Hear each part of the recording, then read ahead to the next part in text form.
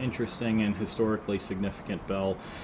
This is a Revere Son Boston bell cast in 1806.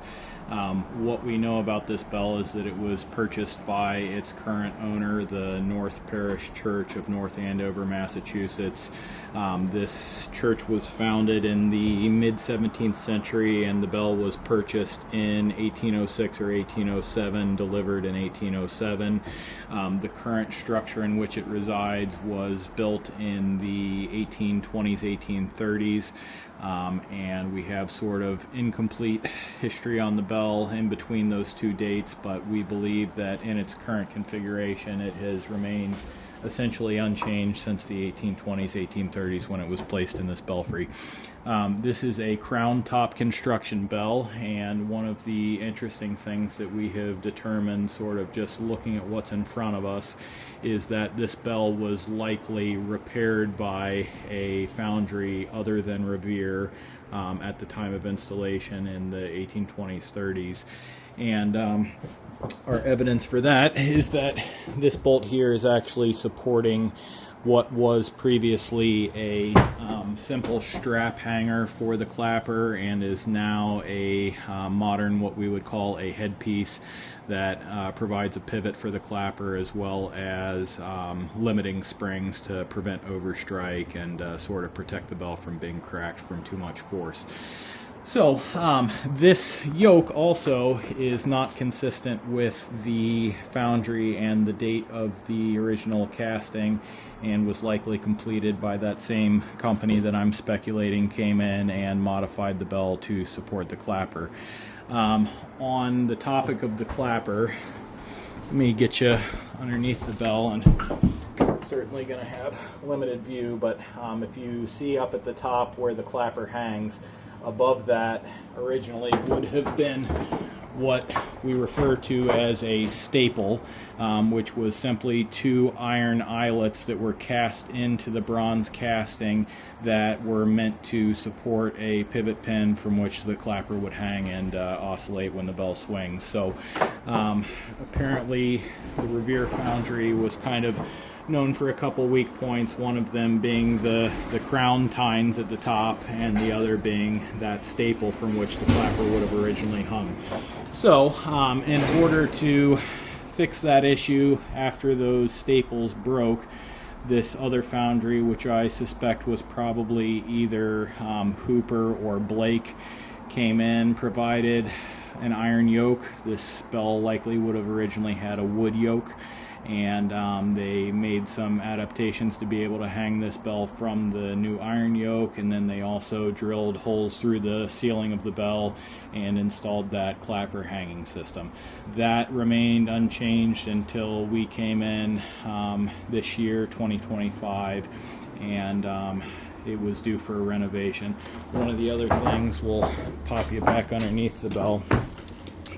As a result of many, many, many years of that old clapper and clapper hanging system wearing out, if you see that raw bronze area there, that entire area was struck by the clapper due to significant wear to the clevis as well as the pin. So it just had a lot of play that was not intended, and that clapper was able to sort of wobble all around and strike the bell at different points, whereas by design it should hit almost a pinpoint. The smaller surface area of the clapper striking the bell typically gives a cleaner, more resonant tone. So long story short, it was well overdue for a renovation, but we did not want to do any new irreversible changes to the bell. So rather than re-engineering, we simply took those existing holes and engineered the headpiece that you saw earlier and utilized those holes to mount that, and updated with a modern hanging system that'll give this bell another 100+ years of safe swinging here as it sits. The bell currently pivots on what we would call pocket bearings rather than a modern pillow block bearing. It is simply a pin that extends through the yoke, a structural pin, and then it is set in here on what I believe are probably bronze bearings.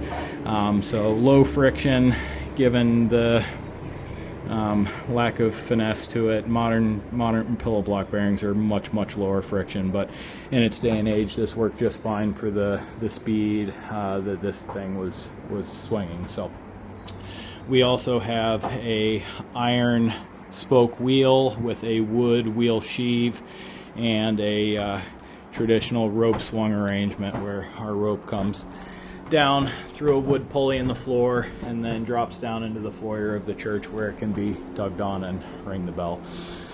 Other things of note, this yoke has a massive counterweight at the top. That was to account for the different geometry and center of mass from the bell's original configuration on its wood yoke. So that's something that the company probably did on the fly when they installed this to get the swinging tempo corrected to what would be considered acceptable and normal. We also have below us a mechanical clock from the E. Howard Clock Company, and that clock is equipped with a hour tolling mechanism. So it has a little finger wheel on it that rings for each hour based on what time it is. So 1 strike for 1 o'clock, 2 strikes for 2 o'clock, so on. And it just simply pulls on this hammer and set my light down, pulls on the hammer, pulls it back a little bit, and then drops it on the bell, and that force is caught by a spring here that sort of pulls it back away from the bell. So as it sits naturally, it's not touching the bell, but the amount of force that we put in it from pulling it down and then dropping it allows it to strike the bell, and then the spring supports it and brings it so it doesn't dampen the tone of the bell. So pretty cool stuff. The moment you've really been waiting for, though, is to see this thing swing. So give me a second to get this guy set up. We'll ring the bell. I'd say that's pretty decent.